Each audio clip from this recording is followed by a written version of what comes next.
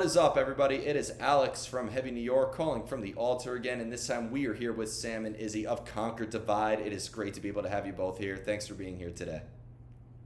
Thank you for having us. Yeah, of course. It's so awesome to have you here. This new album, Slow Burn, is absolutely epic. And this is the first Conquer Divide album that we've gotten in quite a while, the last one coming, the self titled being in 2015. So, did this just feel like a continuation on that, or being that this a new beginning? Because I know, Sam, this is your first contribution with the band as well. So, was this meant to sort of be like a new beginning for Conquer Divide? Definitely a new beginning, just because it's been so long since our debut. And I guess a lot of the songs on the new album are they're relatively new as well. So, and we've all grown as people, it's almost been a decade. So we like to think of it as like a new beginning. Mm-hmm. I'm sure Sam would agree. Yeah. From an outsider perspective, it definitely looks like that. Like, as someone who wasn't involved in the band with the first album, but seeing the first album come out and kind of seeing, and being familiar with the tracks, yeah, you can definitely hear a lot of growth for sure, maturity in the songwriting. The lyrical content is definitely, I think, is more developed. But there's also something for everybody too. So there's still some, I guess, like Conquer Divide classic kind of sounding stuff with some kind of more maybe modernized takes. Well, you led me perfectly into the next question, and you kind of in a way just answered it, actually, because I've had the privilege of hearing this album, and it's absolutely epic. But for the people who haven't heard it yet, do you feel like The Invisible, Welcome to Paradise, Atonement, and Paralyzed are like a good representation of what this whole record is going to sound like, or is that just scratching the surface of what's to come? I feel like it scratches the surface. I feel like every single song on this new album is different for one another. And that's why we had like quite a hard time picking which ones would be the singles, because we almost wanted them all to be singles because they all are great within their own right. Yeah. Mm-hmm. And was there sort of like a preconceived vision in a way of what you wanted Slow Burn to sound like? Was there an idea that you had in mind, or was it like a very experimental and improvisational songwriting process? We definitely, when we started writing Slow Burn, I remember me and Kristen, we kind of sat down and we discussed like how many songs we wanted to be the heavy songs and how many songs we wanted to be the softer rock songs, and then how many would want to be the mid-range. So it was in that sense, it was calculated, but then really a lot of the songs became quite experimental as well. And Sam, joining up, being that this is your first album with Conquer Divide, were you maybe looking at the self-titled and maybe learning songs like Lost or Nightmares or Eyes Wide Shut, being like, this is how I have to play? Or were you kind of maybe given a little bit of freedom to bring your own mix and a little bit of your own vision into Conquer Divide? Well, there's definitely a little bit of an expectation when somebody leaves the band and you're filling their shoes and thinking, okay, well, especially in Conquer Divide, I feel like coming in and everyone is just these really great musicians. And, Tamara was a really great drummer and very technical. And it was, I don't know, it's where you have to kind of put your ego aside, because on one hand, it's like, I'm sure I've felt moments where I'm like, oh, I got to prove myself, because the, OG Conquer Divide fans who are big fans of the previous drumming and the drumming on the first album, it's kind of, kind of a feeling like I have to prove myself to them. But at the same time, I need to put my ego aside, and I can't say, oh, I need to now add all these crazy drums to all these songs if they don't work. And the thing is, a lot of the newer songs, and they're a lot more polished in terms of maybe more of a modern sound. And doing that kind of drumming doesn't really make sense on a lot of the songs. There's definitely still a number of songs on the album that have more of like a fun drum part that are like maybe my favorite to play, but maybe they're not the singles that were chosen or whatnot. But yeah, to me, it's just important to put your ego aside and say, I can play the songs off the first album, but it doesn't make sense necessarily to write that way for the new album if the songs don't make sense. Do you have maybe like a different attachment, or feel like you're channeling a different energy into playing older material versus stuff off of Slow Burn in a way? Or does it still feel very much the same and you're channeling the same energy towards it? Yeah, that's a good question. I think it's a little bit different for me because when we've played songs like Eyes Wide Shut or At War, Nightmares Live, or I'm forgetting songs now for some reason. But yeah, recently we've only played Eyes Wide Shut, Nightmares, and At War live from the first album. Yeah, exactly. And so, I mean, when I'm playing those songs and we're playing a set and then we switch to a newer song, like there's definitely a little bit of, I'd say there's more confidence in the newer stuff for sure. Partly because, you know, the drum parts aren't always as technical. So for me, it's more like, okay, this is going to be like a really fun one. I don't feel like I have to focus as hard, but also it's, again, the self-imposed pressure maybe of comparing myself to the old drummer and thinking, okay, like I really have to do this song justice because it's somebody else's writing or it's somebody else's part. So I do definitely treat the old stuff a little bit differently, I think, with a bit of a different mentality. Like I like to think that I have the same energy for all of them, but I definitely, anytime we've played like Nightmares Live, like I'm always thinking like, can I do her justice? You know, can I do the OG fans justice? Now, Izzy, going to your guitar technique in a way, because Conquer Divide, one sound that really, I would say, defines the band is, you know, the sort of bridge of clean and melodic vocals, which is a combination we've seen plenty of times in a way. But like when Janelle is doing like her real heavy vocals and Kia is doing the more clean vocals, do you almost feel like you need to adjust your instrumentation to sort of fit their vocal style a little bit? Yeah, definitely. So one thing that I've noticed when it comes to our songwriting as a band, the most important thing at the end of the day is Kia's parts, because that's what everyone identifies with. Well, not everyone, but the average listener is going to be listening to the vocals. So a lot of the time, for example, I've written some guitar leads that I thought would have sounded cool in a chorus, but then we've added Kia's part and then it completely clashes. And then of course the guitar part needs to go because Kia's part is more important. So, but you don't run into that much, that problem with Janelle's part because there's less, just because it's screaming, and I guess it's less of like a note, you have like more freedom to write guitar parts underneath it because there's less likely to be that clash there. Yeah, you have the rhythmic, like Janelle is like a rhythmic instrument, like her voice is more a rhythmic instrument, Kia is a melodic instrument. Yeah, exactly. So there have been plenty of times where I've written guitar parts and it just didn't make the cut because it clashed with the vocals.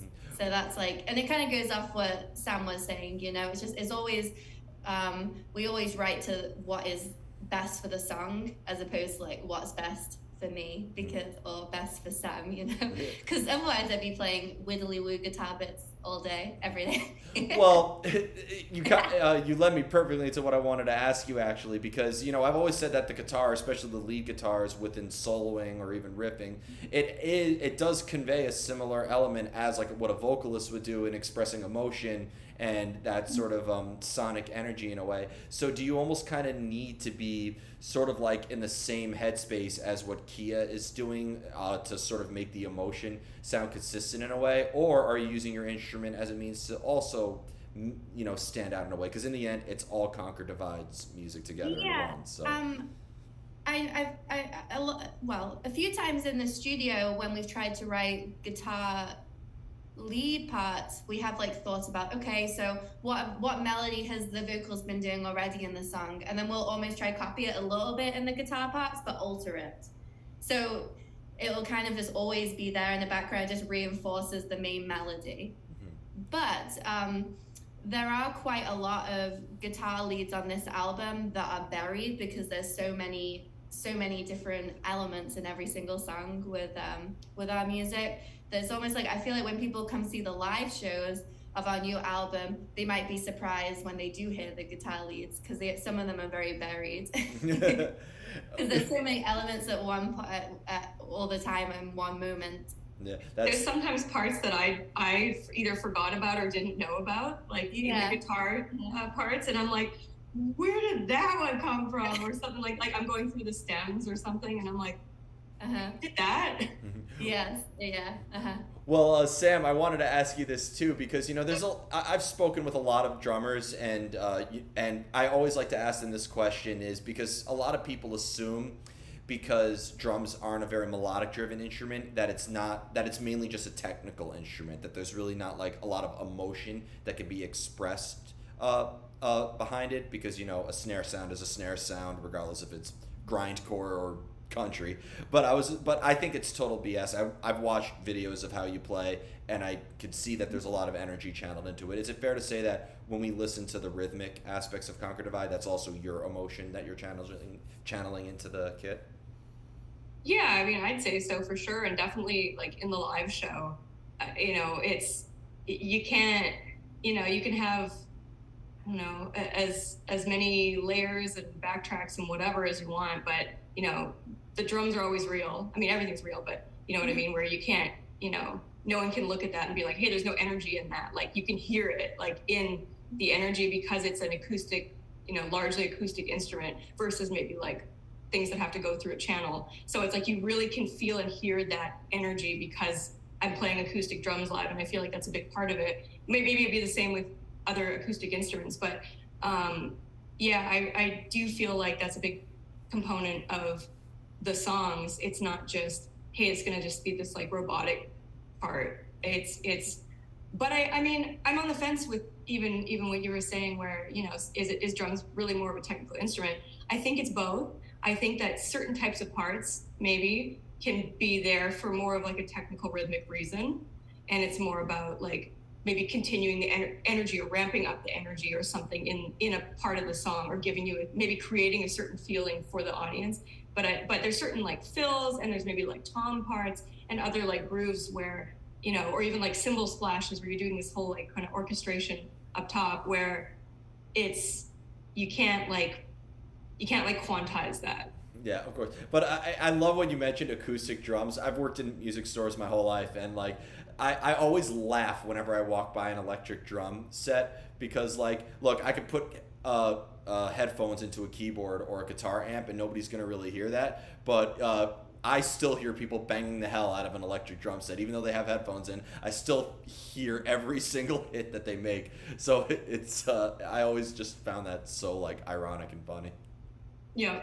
I mean, it's either way. It's such a physical thing, and your arms and your legs are going, and it's just, yeah. I don't know. That's one thing I love about live music, like as a fan as well. Just being there, and you can feel the like wind from the drums. Not really, but you know what I mean. Oh yeah, I most certainly feel it. I've also felt it when a cymbal shattered and shards came at the audience. Oh, Luckily, gosh. it didn't hit me.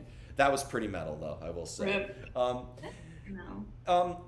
Now, I always thought that like Conquer Divide had a relatively experimental heavy sound as well. Like I can't pigeonhole you. Like sure, with the clean and aggressive vocals, there's a metalcore style, but there's a lot of techno elements in there. Is it fair to say that trying new things and experimenting with your sound is almost part of the songwriting process in a way? It's not like you're trying to maintain a certain formula.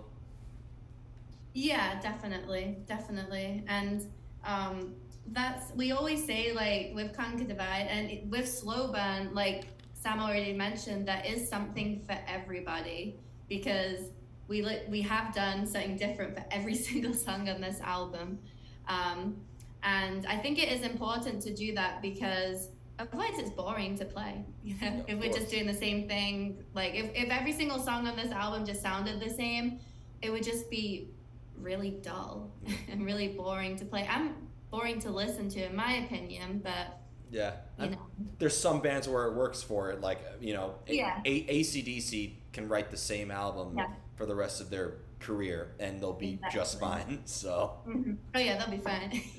yeah, I think they'll be fine. I think they'll be all right. Yeah. I hope so. I hope AC/DC's okay. Yeah, I hope they're fine. They're gonna outlive all of us. I even think when the world ends, like everybody's just gonna be dead, and Angus Young will still be there with his guitar and the schoolboy uniform, just being like, "Well, time to rock and roll." Well, what now? Oh, I'll just keep writing the same stuff. Yeah, exactly, exactly.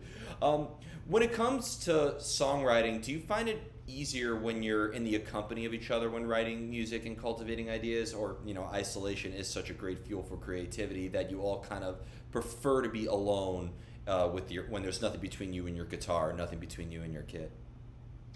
So the way that we write, when it's really collaborative, and I personally do better when me and Kristen get together and we bounce around ideas. And a lot of the time we'll be sitting in the studio with our producer and we'll just be like looping a rhythm part, and then I'll just be noodling a bunch of guitar leads, and then they'll be like, yes, no, yes, no. And that kind of helps me, because when you're by yourself, you have no one to give you that yes or no when it comes to like an idea.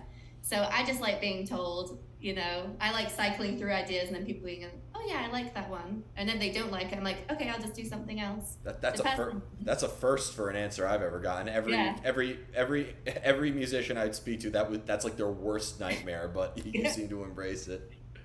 Yeah, I embrace it. I don't mind. But I think when I was younger, I used to feel more like, oh, I need to be by myself and I don't want anyone to tell me that my ideas are bad. But as I've gotten older, I've become less precious about my ideas. Like if I write a guitar part and someone doesn't like it or it doesn't fit the song, like I'm okay for it to be like, oh yeah, let's shelf it, let's keep moving.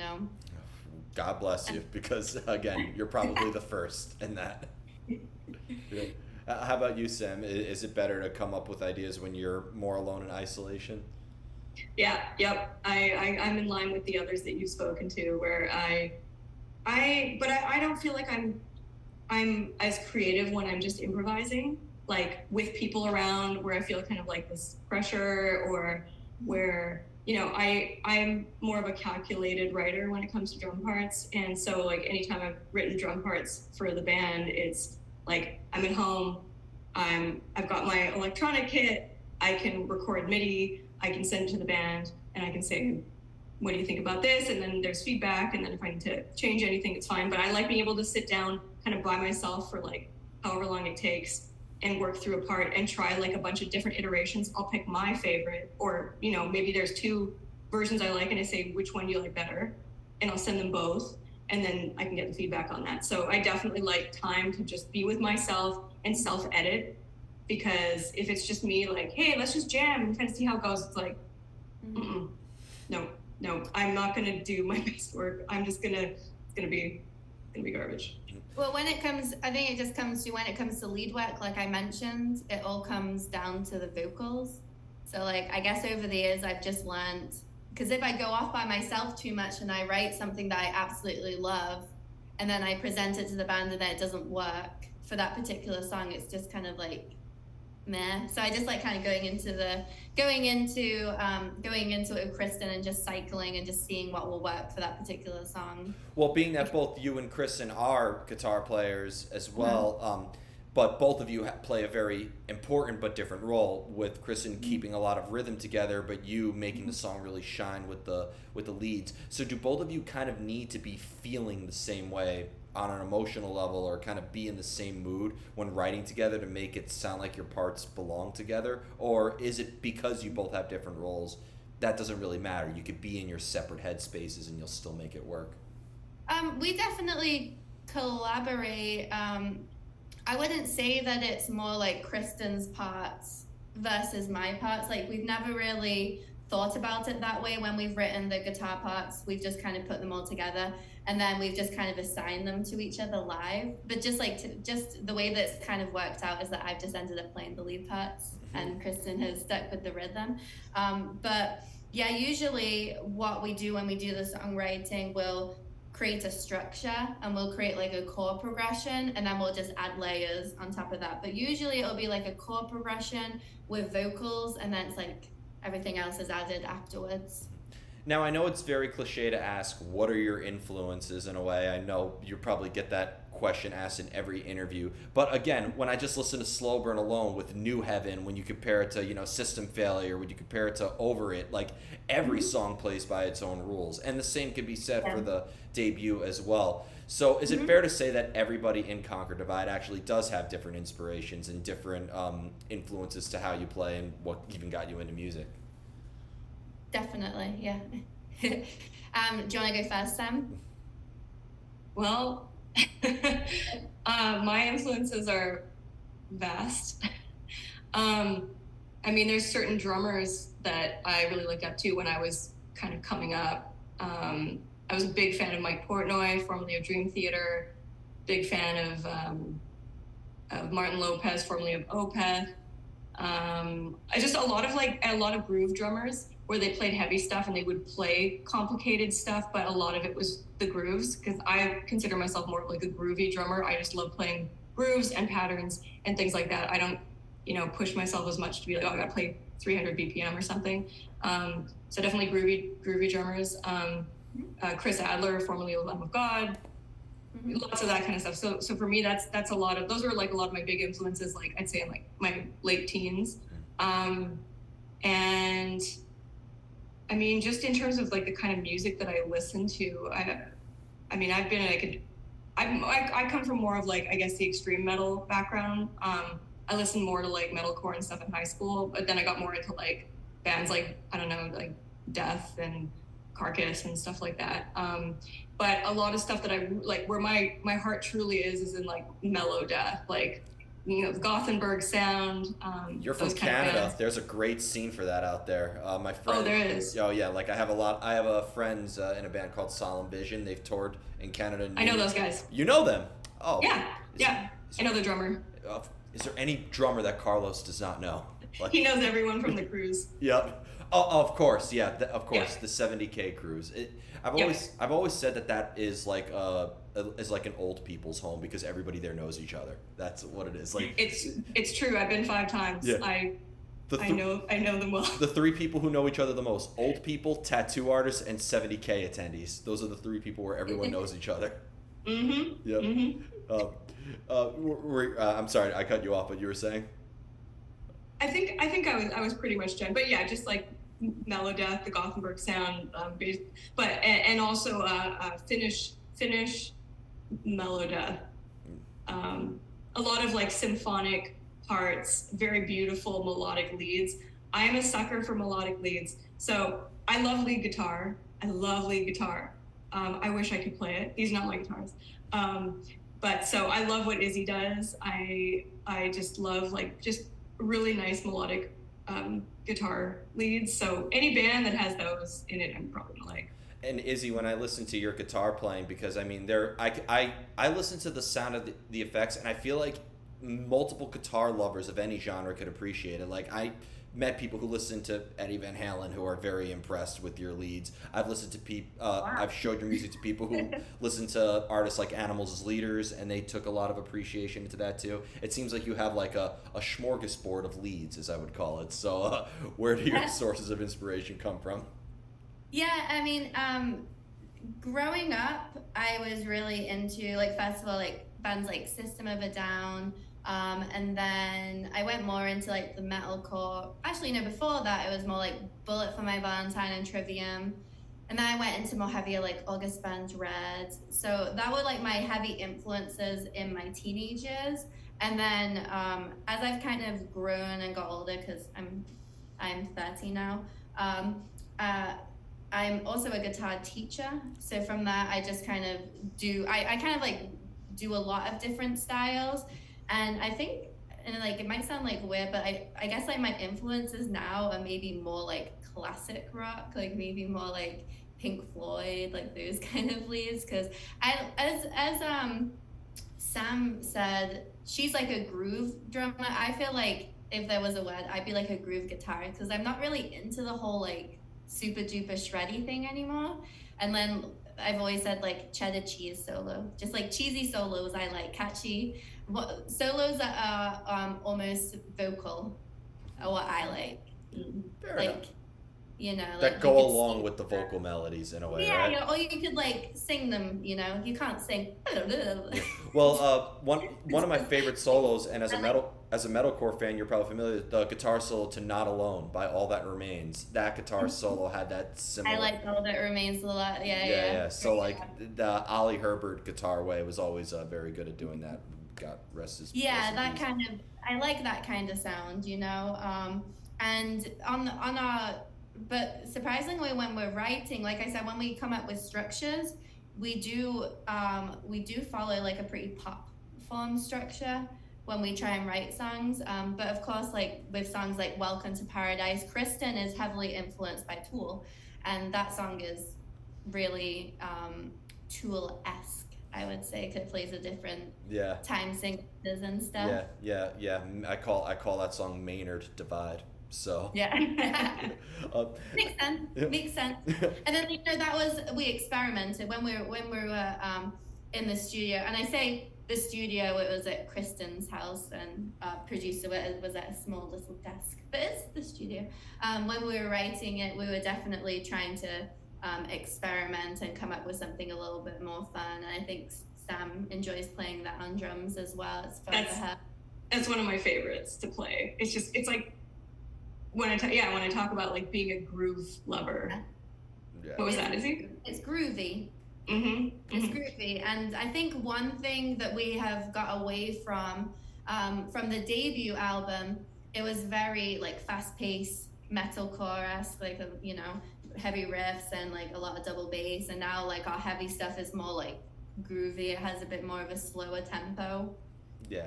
Yeah, I've noticed that there's a lot of changes throughout it, which I think keeps the album continuously engaging. You are definitely one of the bands where I continuously ask what is coming next, because I know that. Yeah. It's a surprise.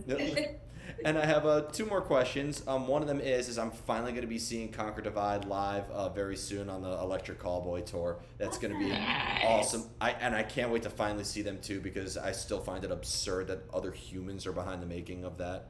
What they do, just to this day, it's awesome. But is there a similar energy that you channel into your live presence as you do when you are songwriting? Is there anything that ties them together, or are they completely separate forms of expression altogether? I think it's completely separate, personally. What do you think, Sam? Yeah, I'd say it's completely different, because one is more about the creativity and like it's putting a lot more thought into it, and I feel like it's more like of an energy expression when you're playing live. Like I admit I don't like the studio. I don't like maybe the writing process as much as some drummers do. One of the main driver for me as a drummer is I love playing live. Like nothing can match the way I feel when we're playing a show, nothing at all. And like, I mean, I like writing drum parts and I'm fine doing it, but like it just doesn't compare to, the energy and like the rush that you get playing live. Like it's completely, yeah. One thing that I've noticed, and maybe Kia might feel differently, because when she goes in and records, she's like singing the parts and she's like maybe feeling the emotion. I feel like on some songs that we have played live for like the first time, like maybe Pressure or Wide Awake, when we first played those live, when I was practicing it and everything, and when I was like playing it all, like getting ready for the show, and once you play it live, you kind of feel what the song is about. Once you've kind of get into that energy, you play the song from start to finish. Because of course, when you're in the studio, I guess in our experience, it's a bit of a Frankenstein. Like we're kind of like working on like a verse, and we'll hop over to like the bridge and then come back. And like sometimes, like when I would come home after a day of songwriting, I'm just fried. I'm like, what does the song sound like again? Because we're bouncing around so much, Well, it's funny. You let me perfectly into this actually too. But Sam, it's funny you mentioned that you feel like the energy and live, because whether in the studio or on the stage, you're still looking at, like, I feel like the visual is very much the same. You're looking at the same symbols and all the same hardware in a way. So does that at all maybe make? I'm surprised they're completely separate sensations in a way. I guess because to me it's like what's in front of the cymbals. It's what's in front of the drums. And not to mention that when you're in the studio, I mean, most modern rock or metal bands don't all record together. You're doing one instrument at a time, things like that. But it's like you're on stage, all of your bandmates are there with you. You're all like, there's the energy from Izzy and from Kia and whoever, like, and just even like catching someone's eye. It's like I'll see like Izzy look at me and I'm just like, it's just, I don't know. It just gets me more stoked, and it's just like, it's this like shared experience that if you have never played in a band, like I don't think you'll understand until you play in a band, or even just jamming with friends or whatever. It's something you just don't typically get in the studio, and unless you're doing like a live off the floor recording in the studio and you're doing it that way. But I mean, I don't think I've ever actually been in a band where we did it that way. It's always been more of an isolated experience. And even if your bandmates are, in the other room, it's a very different experience, and it's more about perfection and really nailing it. And because you don't want them to edit the crap out of your stuff, you want it to be as close to your playing as possible. Live, it's like all bets are off. If you mess up, and you just have to move on. You don't get to like do another take. So it's just that like there's like that edge and that energy of like the what if, like don't mess up, but you're also like like an intrusive thought. 100%. But I mean, I'm such an anxious drummer. Like, I mean, I get intrusive thoughts during shows all the time, and I'm just like, I just gotta have a good time. Like, I love this. Like, don't worry about it. If you mess up, it's fine. But yeah, it's such a different. It's just a different vibe. Well, and Izzy, because as somebody who has played guitar on stage before, it seems like you're playing in the studio, or you're home alone and you're looking at your guitar the whole time. It seems like when you play on stage, the frets and the strings just disappear, and like it seems like it's a completely separate physical form. And on top of that, you're walking around. There's also crowd interaction. So do you almost have to like practice stage presence or crowd interaction in a way as much as the material? I definitely practice. It's like seems obvious. Like I definitely practice standing up at home, like or before we go into the practice studio. The practice studio. Again, I keep saying studio. It's a church we practice. It's a preschool. It's like a preschool that we practice in, a church preschool. Teach them. We are very respectful during our practice. Yeah, I do practice it a little bit, but mostly just standing up. But the great thing is that I've been in our set. With some of the songs I've been playing for years, so they've kind of been ingrained in my muscle memory a little bit, So I'm pretty good now. But we do have a couple of new songs.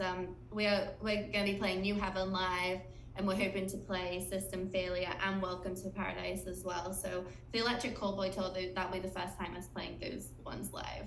Okay, well that's that's awesome. I hope you play Only Girl live. I do like that song a lot, and I also love Afterthought. So I really want to play Afterthought live, but Afterthought guitar wise is probably like the hardest song on the album. Now you have to play it.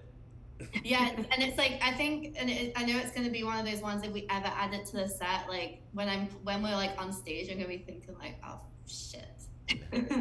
What next? And like I used to think that with Heavy Lies the Crown was the one from the first album. When we played that live, I'd always be like, okay. And I wish we would play that one live now, because I feel like I could play it much better now. Well, maybe not play it better, but our sound has improved so much from the early days. Like we used to be like a head and cap band, and now we're all direct. And I feel like I wish we could redo some of the songs from the first album live. I wouldn't change a thing. They're still very magical, and I still very much enjoy listening to that album as much as to play it live, I mean, because sometimes I see live videos, like older ones, and I'm like, oh god, the tone was bad, so I'd like to be able to play it live again. Fair enough. So before we go, I want to thank you both so much for your time, for such an awesome conversation. Most of all, thank you for this epic new album, Slow Burn. Just I know that you got the upcoming tour with Electric Callboy. What else? Anything else that you would like to promote for Conquer Divide, if you're allowed to say at this time, of course, because this will be uploaded by midnight. So. Well, we do have a new song coming out. We've already discussed it in the podcast, but coming out, we're going to be announcing it in a week or so. So keep your eyes peeled. New video coming soon, but yeah. Awesome. It's like a pre-announcement for the announcement coming in a week. Awesome. Again. And during our run with Electric Callboy, we're going to be at Blue Ridge. So if anyone's going to Blue Ridge, make sure you check us out. We're going to play the same day as Electric Callboy, September 8th. So that's going to be a good one. That's our album release day. Yep. Mm-hmm. That's a special set. That's the day after my birthday. So. Oh, it's also your birthday set. Yep. Nice. Yep. It's my birthday set, my 30th. Yeah. So. Awesome. It's a big one. Which date are you coming to? I'm coming to the final date, the New York City date. Yep. Awesome. What's funny is because both shows have sold out now, but Death Clock and Baby Metal are also playing that same day, and not far from where you're playing. So I'm talking to people who are going to back and forth it. And I feel like that's also a similar like audience as well. So like it's gonna be like for this genre, it's gonna be party the entire night. Oh yeah, it is. It'll be a good birthday. That parking's gonna be awful then. Oh yeah. Thanks for telling us that in advance. Yep. Nope. That's why I wanted to let you know now. Yeah. Try to get to the venue maybe about like 12, 13 hours before doors, and you should be fine. Yeah. We'll try. Yeah. But thank you so much, everybody. We are here with Conquer Divide, Slow Burn. Be sure to pick that up. This is Alex from Heavy New York, and we will see you next time. Yeah.